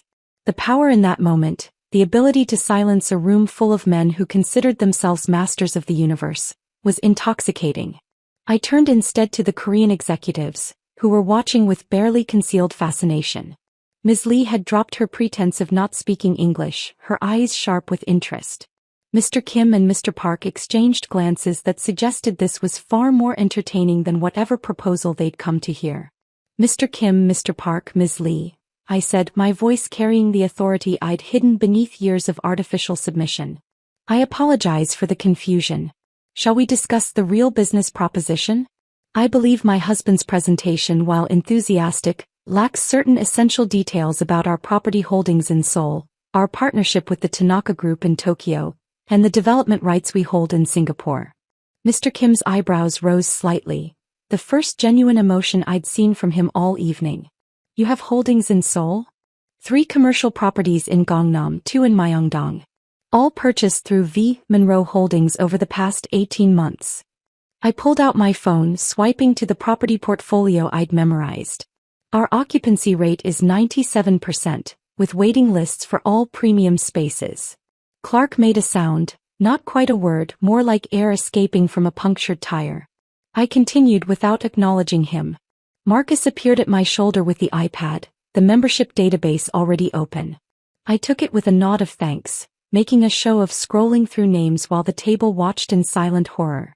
Let's see, I said, my tone conversational, as if reviewing a grocery list rather than determining social fates. Morrison, current standing, 3 violations for inappropriate conduct with staff. Approved for continued membership despite these infractions. Interesting. Morrison's red face turned purple. Those were misunderstandings. I'm sure they were. I continued scrolling. Blackstone, membership approved after a 2-year waiting period. Your wife Charlotte was quite persistent. 17 letters if I recall correctly. Such determination. Charlotte made a small whimpering sound, shrinking into her chair as if she could disappear through sheer will. Reeves, I continued, attempted to donate $50,000 to expedite membership. When informed we don't accept bribes, your father-in-law threatened to review our license agreements. Creative approach to networking. Reeves's mouth opened and closed soundlessly, his usual nervous laughter completely absent. I set down the iPad and looked directly at Clark for the first time since entering.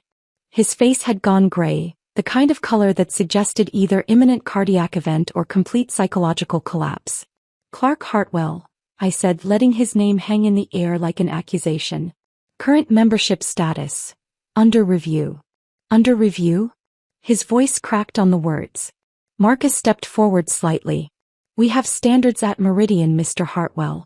Members who embarrass their spouses, who describe them as too plain for polite company, who suggest they should stay in their lane.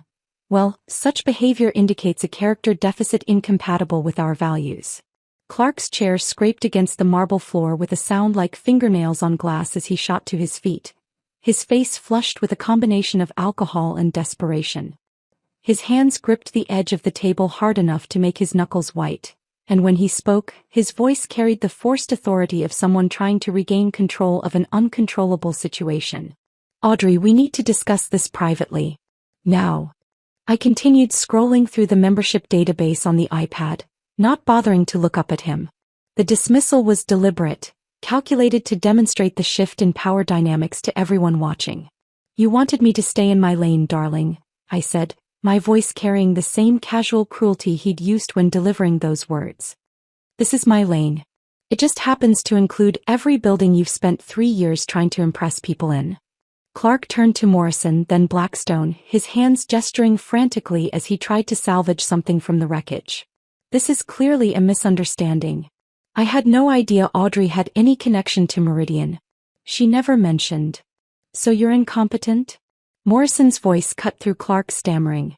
You lived with the owner of the most exclusive club in the city for 4 years and never knew? Clark's face reddened further. She deceived me. She lied about who she was. Or, I said, finally looking up from the iPad, you never asked. You assumed I was exactly what you wanted me to be. Someone inferior who made you feel superior. Someone too plain for your sophisticated world. Charlotte Blackstone chose that moment to attempt her escape. She rose from her chair with practiced grace, pressing a hand to her forehead in a gesture of distress that might have been convincing if her eyes weren't darting toward the exit like a trapped animal. I'm feeling faint, she announced to no one in particular. The heat, perhaps. I should. Charlotte, I called out, my voice sweet as honey laced with arsenic. Leaving so soon? But you haven't told everyone about your Tuesday lunches with my husband. She froze mid-step, her designer heel hovering above the floor. Those Instagram posts were so enlightening. Power lunch with brilliant minds. Discussing futures with someone special. Some conversations change everything. All tagged at Meridian, all during Clark's supposed client emergencies. I pulled out my phone, the screenshots Janet had taken already loaded. 12 photos over 6 months. Your husband David is still in Tokyo, isn't he? He returns tomorrow, I believe. I'm sure he'd be fascinated to hear about these business discussions. The sound Charlotte made wasn't quite a word, more like air being squeezed from a balloon. Her husband, sitting 3 seats away, had gone rigid, his face cycling through confusion, recognition, and rage in the span of seconds. Blackstone's eyes moved between his wife and Clark with the dawning comprehension of a man who'd been too focused on his phone to notice his marriage dissolving in front of him. Charlotte. Blackstone's voice was dangerously quiet. Tuesday lunches? It's not. We were discussing. Clark was helping with. Her explanations tangled and died as she realized there was no innocent explanation for 12 documented meetings her husband knew nothing about. Mr. Kim, who had been watching this drama unfold with the detached interest of someone enjoying dinner theater, cleared his throat delicately. He turned to face me directly, offering a slight bow of acknowledgement. Mrs. Hartwell, he said in perfect English, abandoning any pretense of needing translation. Your property holdings in Seoul, they interest us far more than your husband's proposals. Perhaps we could discuss exclusive use of Meridian for our American operations. I replied in fluent Korean, watching Clark's jaw drop. Of course. Our company is already deeply involved in the Korean market. Mr. Park and Ms. Lee exchanged impressed glances. Ms. Lee pulled out her tablet, fingers flying across the screen as she pulled up what looked like financial projections. You speak Korean, Clark said, the words coming out strangled. 3 years of lessons while you thought I was at the community college, I replied, switching back to English. Tuesday and Thursday mornings. You never asked what classes I was taking. I turned my attention fully to the Korean executives, conducting the rest of the negotiation in their language while Clark sat in stunned silence, unable to follow a conversation that was determining his professional future. Within 3 minutes, we'd outlined the framework for a $40 million exclusive partnership that would give their company permanent space at Meridian and first rights to 3 of my commercial properties in Seoul. Morrison tried to interject something about the existing proposal from Hartwell and Associates, but Mr. Kim dismissed him with a polite but firm gesture. We prefer to work with partners who value transparency, Mr. Kim said, looking pointedly at Clark, and who understand that respect in personal relationships reflects on professional capabilities. The deal that Clark had spent 6 months pursuing, the one that would have secured his promotion to managing partner, evaporated in less time than it took to serve dessert. I stood, smoothing my dress with deliberate calm, and looked down at my husband one last time. Marcus, I said, and the general manager stepped forward immediately. Please process Mr. Hartwell's membership termination tonight. Effective immediately. No. Clark's protest came out as almost a shout. You can't do this. I pay $40,000 a year for that membership. Paid, I corrected. Past tense. Your final statement will be prorated through today. This is vindictive. This is business, I interrupted. The same kind of business you've been conducting while telling me I was too plain to understand it. Marcus pulled out his phone, typing quickly. Security will meet you at the locker room if you have any personal items to collect, Mr. Hartwell. Your access has been revoked as of, he checked his screen, 9:47 p.m. The partners who had spent the evening celebrating Clark's success were now physically backing away from him, their bodies angling toward the door as if his failure might be contagious. Morrison had actually taken 3 steps backward. Blackstone was still staring at his wife with undisguised fury. Reeves had somehow managed to edge himself almost entirely out of the room. Philippe, the photographer who had been documenting Meridian events for a decade, moved through the chaos with practiced invisibility, his camera capturing every moment. Clark's devastation as he realized his world had collapsed. Morrison's desperate attempt to distance himself from his protégé. Charlotte's tears as her husband gathered his coat and left without a word. The Korean executives shaking my hand with genuine respect. And through it all, I stood at the head of the table in my grandmother's diamonds, no longer plain, no longer hidden, no longer willing to stay in any lane but my own. Gentlemen, I said to the room at large, though most were already fleeing, I believe dinner has concluded. The Churchill room emptied within minutes, executives fleeing like rats from a sinking ship, leaving behind half-eaten meals and abandoned dignity. I remained at the head of the table, watching the exodus with the detached calm of someone who had already won the war. Marcus stood beside me, hands clasped behind his back, witnessing the aftermath of what would become Meridian legend. 3 days later, I sat in the office of Howard Nathanson, the attorney my grandmother had trusted with her empire, watching Clark sign divorce papers with a hand that trembled slightly. He looked smaller somehow, sitting across from me in a suit that hung looser than it had a week ago, his face carrying the hollow look of someone whose entire identity had been stripped away. The prenuptial agreement he'd insisted on before our wedding lay between us. The document he'd presented with such pride, explaining how it would protect his future earnings from a spouse who might try to take advantage. He'd never asked if I had assets to protect. The irony wasn't lost on either of us now as he signed away any claim to my $80 million inheritance. The apartment contents are specified here, Howard said, sliding another page forward. Mr. Hartwell retains his clothing, personal electronics, and the furniture he brought into the marriage. Clark's jaw tightened at the word retains, as if keeping his own belongings was some kind of concession I was granting. He signed without reading, past the point of fighting for anything. I have an offer, he said quietly, not meeting my eyes. A small firm in Boston. They don't care about what happened. Good, I said, meaning it. Despite everything, I didn't want him destroyed completely, just removed from my life and properly humbled. He stood to leave, then paused at the door. Did you ever love me? I loved who I thought you were. You loved who you thought I should be. Neither of us loved who we actually were. He left without another word. The last time I saw Clark Hartwell, he was loading boxes into a U-Haul while our neighbors pretended not to watch, the story of his public humiliation having spread through every social circle that mattered. Mrs. Patterson from 4B actually brought out lemonade for the other residents who had gathered to witness his departure, turning his moving day into an impromptu block party. That afternoon, Janet insisted on taking me to lunch at Meridian to celebrate. Walking through those doors as myself, not pretending to be anything other than the owner, felt like breathing freely for the first time in years. The staff didn't quite know how to act. Some bowed, others applauded. Thomas the valet actually wiped tears from his eyes when he saw me. We sat in the main dining room, not the Churchill room with its recent memories, and Marcus personally selected a bottle of champagne from the cellar. Dom Perignon 1996, he announced with ceremony, presenting it like a sacrament. That's a $3,000 bottle, I protested. It was your grandmother's favorite, he replied.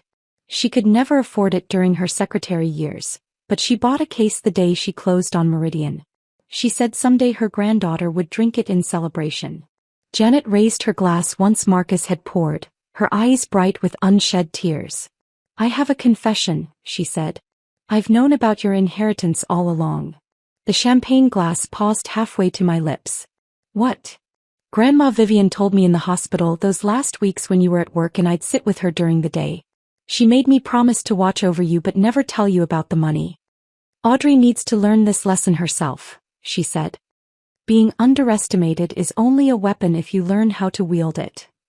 I thought about all those moments when Janet had bitten her tongue, watching Clark diminish me, knowing I could buy and sell him 1,000 times over.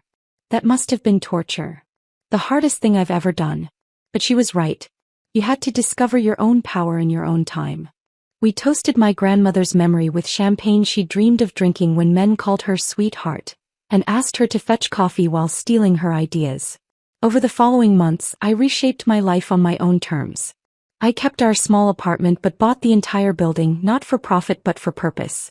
The Vivian Monroe Foundation's first project converted it into affordable housing for women leaving bad marriages, women who needed what I'd had, time to discover their own worth. I still shopped at Target when the mood struck, still clipped coupons from the Sunday paper because my grandmother taught me that wealth without wisdom breeds poverty.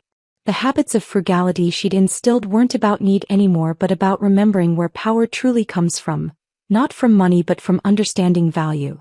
When I walked into Meridian now, everyone stood. Not from fear or obligation but from genuine respect. I'd earned my place through revelation rather than inheritance. At business forums where I spoke about property development and women's economic independence, young women took notes while their bosses tried to pretend they hadn't dismissed me as Clark's plain wife at dozens of events. Morrison approached me at one such forum, his face carrying the permanent flush of embarrassment it had worn since that night in the Churchill room. "Mrs. Hartwell, I want to apologize again for—" "Stop," I said. "You've apologized 17 times by my count. Either mean it and change or stop saying it." He nodded and scurried away, but I noticed later that he'd promoted 2 female associates that week. Charlotte Blackstone disappeared from the social scene entirely after her husband filed for divorce. The last anyone heard, she was working at a boutique in Connecticut, selling handbags to women who didn't know her history. Her replacement at various charity committees took careful notes whenever I spoke, having learned the value of paying attention to quiet women.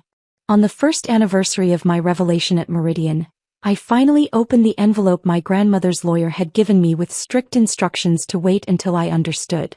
The paper inside was thin, her handwriting shaky but determined. "My dearest Audrey," it began, "being plain is not about faces or fashion. It's about letting others reveal themselves while you build your empire in silence. They never see us coming because they never truly see us at all. Men like your Clark. And yes, I knew what he was the moment you introduced him. They mistake visibility for value. Use their blindness. Build your power. Then stand in your truth and watch them kneel." At the bottom, in writing so shaky I could barely read it, "Piss, that Clark is an ass. Destroy him beautifully." I had the letter professionally framed and hung it above my desk in the V. Monroe Holdings office, where every visiting executive could read it. More than one had stood before it, color draining from their face as they wondered who in their life they might have underestimated. The frame shop owner, a woman in her 60s named Dorothy, had read it while mounting it and said quietly, "Your grandmother sounds like someone who understood the long game." She understood that being underestimated was just another form of armor, I replied. Dorothy smiled. "The best kind. The one they never see until it's too late." Now, a year later, I stand in that same office, looking out at the city my grandmother conquered in silence and I now rule openly. Being plain was never about beauty. It was about being invisible enough to see everything while revealing nothing until the perfect moment. Clark had been right about one thing: I was too plain for his world. But his world was small, built on appearances and approval. My world, my grandmother's world, was built on patience, power, and the perfect moment to reveal that the plainest faces often hide the sharpest minds. If this story of calculated revenge left you absolutely speechless, hit that like button right now. My favorite part was when Audrey walked into the Churchill room and everyone stood for the plain wife Clark had dismissed. What was your favorite moment? Drop it in the comments below. Don't miss more incredible stories like this. Subscribe and hit that notification bell so you never miss an upload.